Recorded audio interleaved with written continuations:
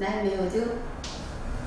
오늘은 창세기 34강으로 제목은 돕는 배필을 대해서 하나님 말씀을 상고해 보겠습니다.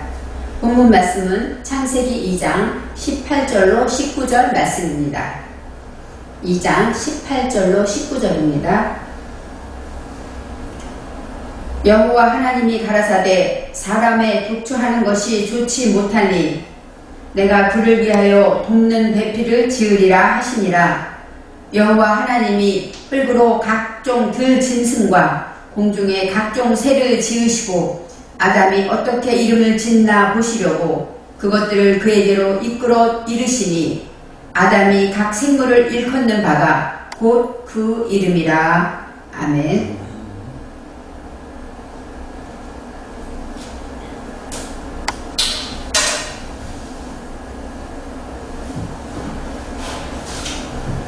여호와 하나님께서 에덴 동산을 만드셨습니다. 에덴 동산을 누구를 위해 만드셨냐면 아담, 우리 사람을 위해서 만드셨습니다.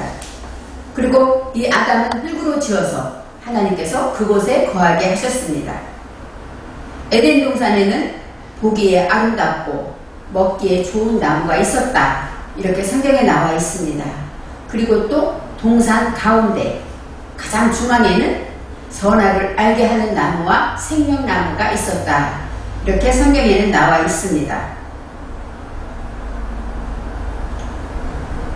창세기 2장은 옛날 이야기같이 동화책 같은 그런 내용들이 있습니다.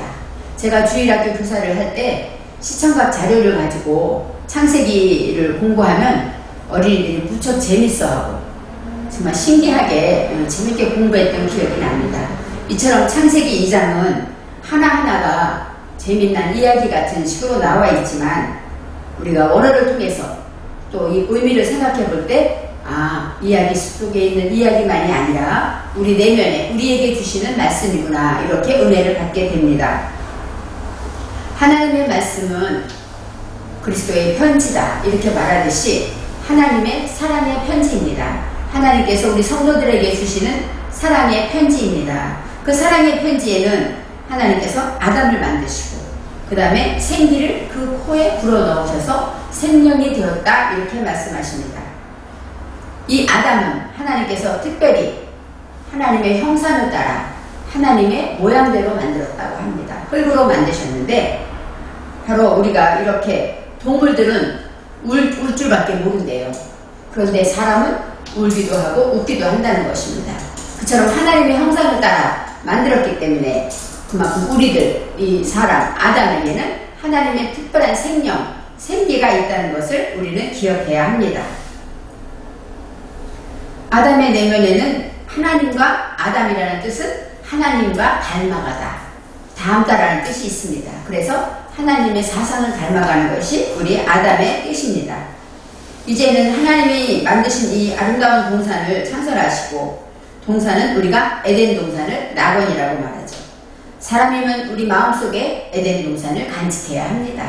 하나님께서 우리에게 주신 아름다운 동산은 창세기에 있는 그 동산만이 아니라 우리 안에 항상 하나님이 주신 즐거움과 섬세함과 기쁨으로 항상 보답하는 마음을 가지고 있는 것, 그것이 바로 우리 안에 있는 아름다운 에덴 동산이 되고 있습니다. 에덴 동산에는 부안죽도 하고 먹음직도 한 나무가 많다고 했습니다. 아마 아담에게 먹을 수 있는 식량이 될 것입니다. 하나님이 동산 중앙에 우리 인식의 가장 가운데 생명나무와 선악을 알게 하는 나무도 있었다 라고 말씀하실 때 보암직도 하고 보기에 아름답기 때문에 보암직했습니다. 먹기에 좋아서 먹음직도 한 나무가 있는데 그 가운데 생명나무와 선악을 알게 하는 나무에 대해서 말씀하십니다. 에덴 동산에 하나님께서는 네 강의 근원을 허락해 주셨습니다. 이 강이라는 것은 나하르, 우리의 사상이 흐르고 달리고 빛나는 것으로 생명수 강, 하나님의 말씀에 생수의 강을 말하고 있습니다. 네 가지 단계로 피손, 기온, 히데게, 유브라데. 그 중에 마지막 유브라데라는 이 마지막 강의 근원의 이름은 유브라데인데 그 뜻은 어떤 뜻이냐면 파라트, 원어로 파라트라는 것은 달콤한 열매, 달콤한 물 열매를 많이 맺다 이런 뜻으로 바로 파라트 달콤한 열매라는 뜻이 있습니다. 바로 유브라데라는 것 정말로 많은 열매를 달콤한 열매를 맺게 되는 것이 마지막 네 번째 강의 목표가 되는 것입니다. 15절에 하나님께서는 친히 아담을 이끌어 주시며 에덴 동산을 다스리며 지키라고 하십니다. 물론 에덴 동산에 있는 네 강과 또 각종 나무들을 지킬 수 있겠죠. 그렇지만 성경에서 말하는 우리가 보존하고 지켜야 할 것은 우리 안에 있는 아까 말한 생기, 생명, 하나님이 특별히 주신 내면 정신의 생명을 가리키고 있습니다. 우리가 다스리며 지켜야 할 것은 내면 정신의 생명을 다스리고 지켜야 한다고 말씀하고 있습니다. 결국은 우리 안에 있는 하나님 주신 생명을 잘 자라도록 지키는데 어떻게 지키는가? 에베소서 4장 13절에 이렇게 나와 있습니다. 우리가 다 하나님의 아들을 믿는 것과 아는 일에 하나가 되어 온전한 사람을 이루어 그리스도의 장성한 분량이 충만한 데까지 이르리니 우리는 점점 자라서 누구의 목까지 자라야 합니까? 그리스도 예수의 장성한 분량까지 우리는 다스리며 지키며 성장해야 합니다. 그리함으로 예수님의 분량까지 충만한 데 이를 때 우리는 오늘 말한 달콤한 열매를 맺을 수가 있다는 것입니다. 여호와 하나님이 동산 각종 나무의 실과는 임의로 먹되 임의로 먹다 그 얘기는 마음대로 내 마음대로 먹어도 돼 임의로 먹어라 그런 뜻입니다. 그런데 여기서 동산 나무의 각종 실과 이것이 바로 미콜입니다. 미콜이라는 것은 일은 어떤 일이냐? 열매 맺는 일이에요. 열매 맺는 일을 온전히 해라. 그것이 바로 각종 실과입니다. 우리가 하나님의 말씀으로 열매 맺는 일을 온전히 완전하게 그 일을 진행할 때 그것이 바로 아름다운 열매가 되는 것입니다. 그래서 임의로 먹되 내 맘대로 먹어도 돼 이런 뜻이지만 원어에서는 아콜, 토켈 이렇게 나옵니다. 아칼이 두 번 나옵니다. 아칼은 어떤 뜻입니까? 먹다, 소비하다 하나님의 말씀을 듣고 지키는 것이 아칼입니다. 그래서 아칼 하는데 아칼이 두 번 나온다는 것은 먹는데 어떤 마음으로 먹어라? 목적을 가지고 먹으라는 것입니다. 목적이 있는 먹어야 된다는 것이에요. 우리가 열매를 맺기 위해서 그 양식, 그 말씀을 먹어야 한다는 것입니다. 그래서 목적이 가지고 먹어야 한다. 이것이 임의로 먹되라는 뜻이 됩니다. 그래서 먹는 것이 두 번 나오는데 그것은 먹기는 먹되 목적을 가지고 먹어라 이렇게 설명을 해야 합니다. 그러면 다른 나무들은 임의로 먹어도 되는데 선악을 알게 하는 나무의 열매는 먹지 말라고 하십니다. 선악을 알게 하는 나무는 에츠하다트 토브바라 선악을 알게 하는 나무입니다.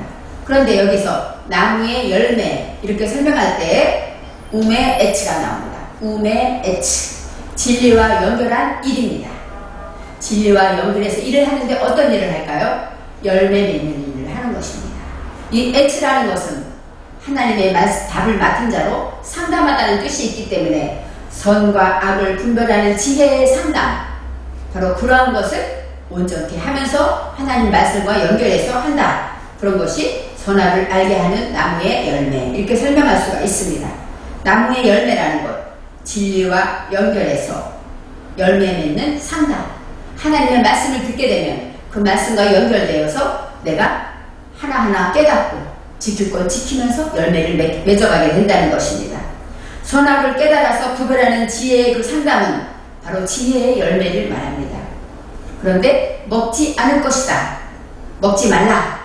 이렇게 명령하신 것 같지만 로, 토칼 그 얘기는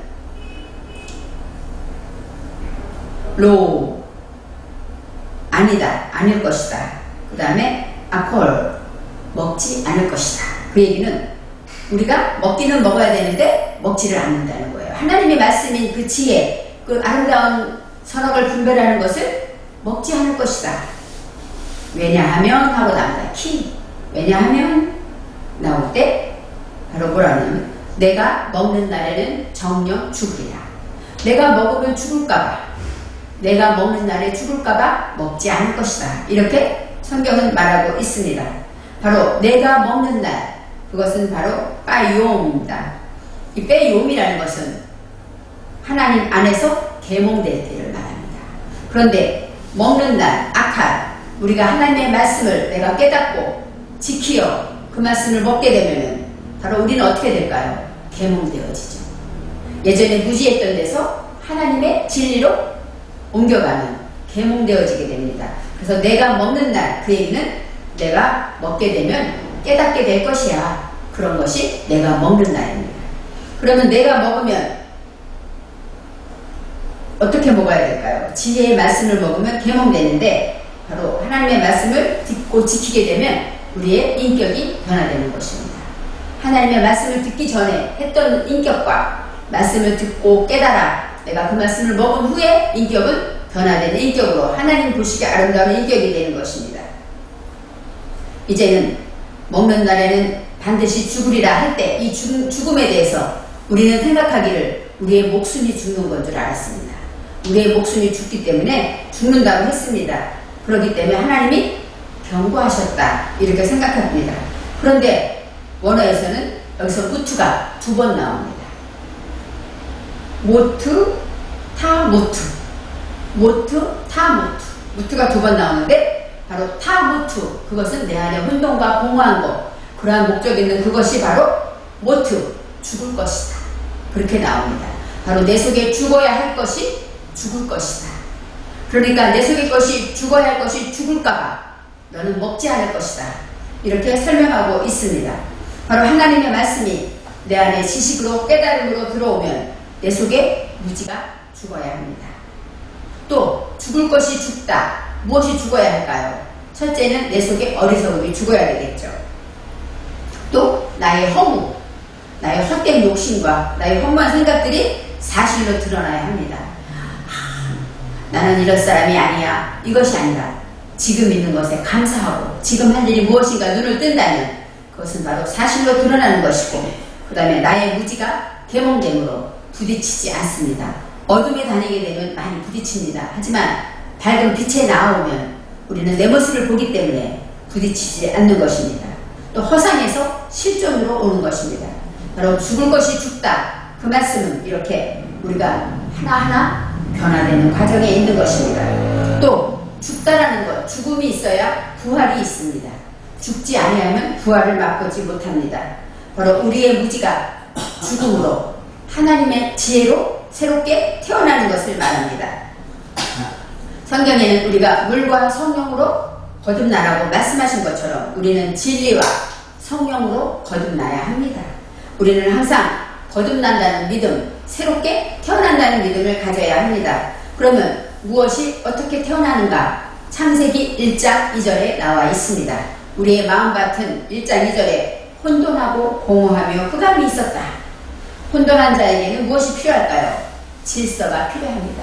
혼돈한 자가 죽음으로 질서로 다시 태어난다는 것입니다. 이 질서는 편하고 아름다운 것이고 그 다음에 모든 복잡한 것이 정돈될 때 바로 질서로 들어가는 것입니다. 또 공허라는 것은 만족을 요합니다. 만족하지 않으면 항상 허전합니다. 우리가 맛있는 음식을 먹어도 허전하고 또 우리가 아름다운 영화를 보고 아무튼 즐거운 시간을 재밌게 놀아도 마음이 허전한 것은 하나님이 채워야 할 것이 있기 때문입니다. 바로 내 것이 내 욕심과 내 것이 다 부패되고 썩어져서 퇴비가 될 때 그럴 때 어떤 것을 심어도 마음껏 자랄 수 있는 그런 아름다운 옥토가 되어진다면 우리는 만족할 수 있습니다. 그래서 공허는 만족으로 새롭게 태어나야 하고 흑암은 어둠이기 때문에 광명으로 빛으로 태어나야 합니다. 이 광명은 자수하여 광명 찾자. 바로 내가 하나님께 내 어두움을 밝히고 내어놓을 때 하나님의 빛이 들어오는 것입니다. 우리가 회개하고 용서를 받는 것처럼 내가 깨달음으로 정말로 어떤 어두움에서 해방될 수가 있는 것입니다. 생산적이지 못한 삶에서 깨닫게 되면 생산적인 삶을 살게 되는 것입니다. 이렇게 우리가 죽을 것이 죽는다. 이 말씀은 정령 죽으리라 하는 그 무서운 경고가 아니라 내 안에 죽을 것이 죽어야 한다. 이렇게 생각해 볼 수가 있습니다. 18절에 여호와 하나님이 이르시되 바이오멜 예후바 엘로힘 이르시다. 이것은 밝히시다. 말씀하셨다 이런 뜻이 있습니다. 사람이 혼자 사는 것이 좋지 아니하니 독주하는 것이 좋지 아니하다고 합니다. 이 사람은 아담입니다. 아담이 혼자, 레빠또, 혼자라는 뜻이 있으면 레빠또라는 것은 빠다드 하는데 갈라지다, 홀로 있다, 따로 떨어지다. 그 다음에 홀로 독생자 예수 할 때 레빠또, 홀로 사는 것입니다. 바로 혼자, 외로움 이런 뜻이 있는데 혼자 사는 것이 좋지 못하니 로, 그 다음에 토부, 좋다, 선하다, 아름답다, 명랑하다 이런 뜻이 있습니다. 그러니까 혼자 사는 것이 좋지 못하니 이렇게 말하면서 내가 그를 위하여 돕는 배필을 지으리라 이렇게 말씀하십니다. 바로 그를 위하여가 로인데 그것은 어떤 것일까요? 바로 창조주 안에서 익히고 훈련함으로 무엇을 지을까요? 돕는 배필을 지은다는 것입니다. 돕는 배필이라는 것은 우리가 생각할 때는 아담의 부인 하와를 생각하겠죠. 하지만 여기에서 성경에서는 돕는 배필이 어떻게 나오냐? 에젤이라는 것은 돕다, 원종하다, 지원하다 그런 뜻이 있습니다. 그 다음에 배필은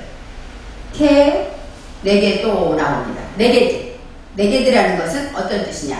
깨끗하다, 명백하다, 확실하다 이런 뜻입니다.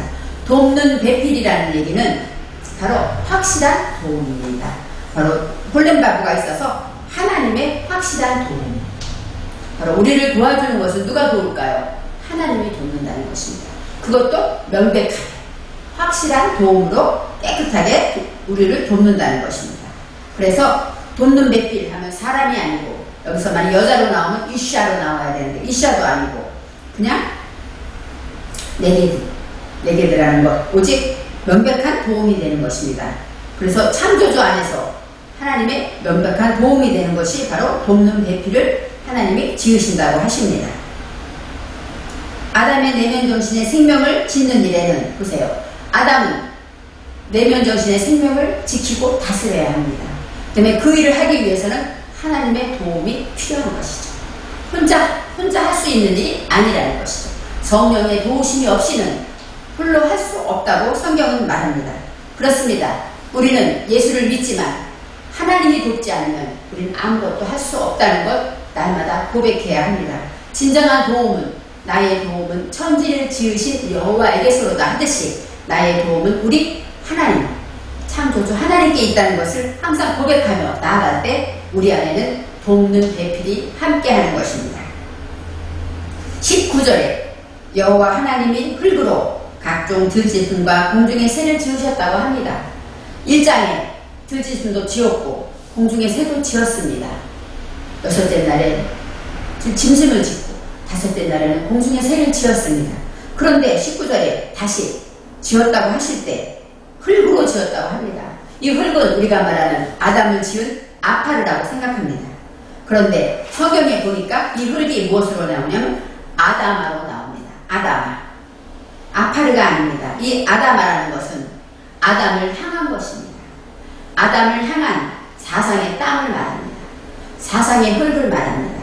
그래서 이 아담을 향한 것으로 사상의 땅을 말하기 때문에 흙으로 지었다. 오늘의 들짐승과 또 오늘의 새는 사상 안에 있는 것들을 말합니다. 우리 마음 안에 있는 사상에 있는 것들을 새들과 이런 의미를 말하고 있습니다. 왜요? 1장에서는 다 지었기 때문에 하나님이 지금 2장에 지었다는 말씀은 바로 그런 의미가 있습니다.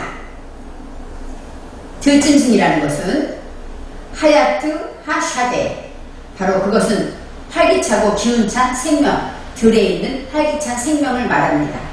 우리 안에 이 들이라는 것은 경작지입니다. 평지가 되어야 되는데 바로 내 안에 경작해야 할 그 땅, 그 안에 있는 활기찬 생명을 가리키고 또 공중의 모든 새, 그것은 이 공중은 높고 올바른 세상을 말합니다. 높은 사상으로 새끼, 어미새가 새끼를 날개로 덮는 것처럼 하나님의 사랑으로 덮어주는 것을 말합니다.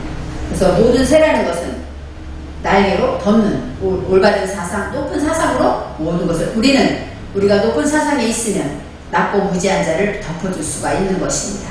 같이 있기 때문에 옳다 그르다 하고 싸우지 더 높은 곳에 있으면 우리는 덮을 수가 있는 것입니다. 바로 오늘의 말한 들짐승과 공중의 새라는 것은 내 안에 있는 그런 사역들에 대한 것입니다. 이제는 하나님께서 아담이 무엇이라 부르나 보시려고, 그죠? 이끌어 나왔다고 합니다. 아담이 무엇이나 부르라고. 그러면 아담이 코끼리, 사자, 그러면 그게 이름이 되었다. 우리 이렇게 생각합니다. 하지만 그것은 원어에서 있는 것이고, 사자라고 하면 온 세계가 사자라고 부르지 않지 않습니까? 다 이름은 다릅니다. 그런데 여기서는 무엇이나 부를까 할 때 이 부르다가 뭐가 나오냐? 카라가 나옵니다. 카라.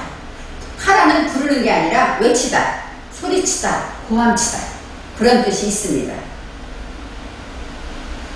바로 우리가 생각할 때 무엇이나 어떻게 이름 부르나 보려고 끌어왔다고 하시지만 여기에서 하나님께서 이끌어 가셨다. 여기는 짐승과 새를 아담에게로 이끌어 가셨다. 이끌어가 바로 무엇입니까? 뽀로 나옵니다. 뽀. 이 뽀라는 것은 들어가다, 나오다, 그 다음에 출입하다, 경영하다, 경작하다, 이런 의미가 있습니다. 그러니까 바로 이 모든 들짐승과 새의 모든 사역들을 아담이 어떻게 해야 될까요? 처리해야죠. 경작하고 이를 경영해야 합니다. 그럴 때 아담이 나오는 소리가 있죠. 바로 그런 것을 열심히 하다 보면 어떨까요? 쉬운 일이 아니겠죠. 내 속에 욕심을 버리려고 할 때 바로 아담이 그것 때문에 힘들 수도 있습니다. 그럴 때 하나님께서 그 소리를 바로 이름으로 잡으셨다는 것입니다. 일컫는 바, 바로 외치고 소리치고 외치는, 아담이 외치는 것이 바로 이름이라는 것입니다. 그것이 곧 이름이다. 곧이라는 이 부사가 나오는데 이 곧이라는 것은 후라는 것은 무엇이냐? 전례부터 내려오던 습관들을 말합니다. 우리 안에 전례부터 있던 것이 무엇일까요? 공허와 혼돈과 무지, 아까 창세기 1장 2절에 있었던 전례부터 내려온 그런 것들을 우리는 어떻게 해야 될까요? 경영해야 합니다. 아담이 그것을 경영하기 위해서 하나님께서는 이끌어왔고 그것을 처리하고 경영할 때 아담이 소리친 것, 바로 아담이 그것을 처리하기 위해서 힘든 것도 있고 모든 있을 때 그것을 하나님께서 그 이름으로 부르셨다고 합니다. 바로 숑, 이것은 뭐예요? 쉐모라는 것은 이름이고 후는 그 이름입니다. 바로 이 이름이라는 것은 죽음 후에 생기는 것으로 명분을 말합니다. 올바른 일이 되죠. 그러니까 들짐승과 새들이 아담이 처리하며 경영할 때 옛부터 내려오던 관습과 무지들이 다 죽으면서 소리치는 것입니다. 그것이 다 부서지면서 소리쳐지는 것입니다. 그것은 바로 최종 소망을 우선하는 소리이기 때문에 우리가 최종 소망은 무엇일까요? 아담의 최종 소망은 아마 하나님을 닮는 것일 수도 있습니다. 또 거듭나는 것일 수도 있어요. 아니면 평안일 수도 있습니다. 다 하나님께서 원하시는 최종 소망에 그 우선하고 나아갈 때 우리는 그것 때문에 죽을 때 소리치는 그 소리가 바로 이름이라고 말씀하십니다. 하나님께서는 말씀으로 천지를 창조하셨습니다. 하나님께서 바이크라 칭하신 대로 그대로 다 천지는 이루어졌습니다.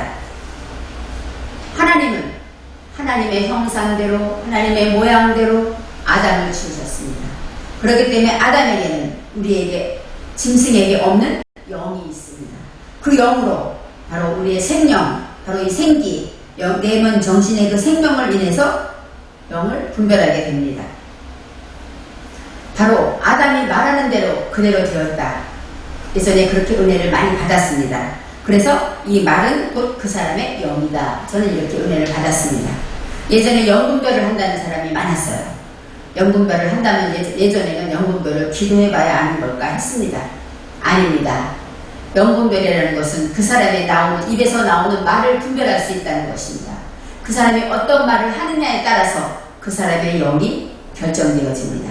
그 사람이 생명 살리는 말을 합니까? 살아있는 영이고, 그 사람이 생명을 죽이고 남을 괴롭히고 부서뜨리는 말을 합니까? 죽은 영이 되는 것입니다. 바로 영분별이라는 것, 이처럼 하나님이 우리에게 주신 이 입에서 나오는 말이 이렇게 하나님의 말씀으로 창조하신 그 능력이 우리에게도 있는 것처럼 저와 여러분에게는 오늘의 말씀처럼 우리의 내면 정신의 생명을 다스리고 지켜서 우리의 생각이 변화되고 또 표정이 바뀌고 말이 변화되어야 합니다.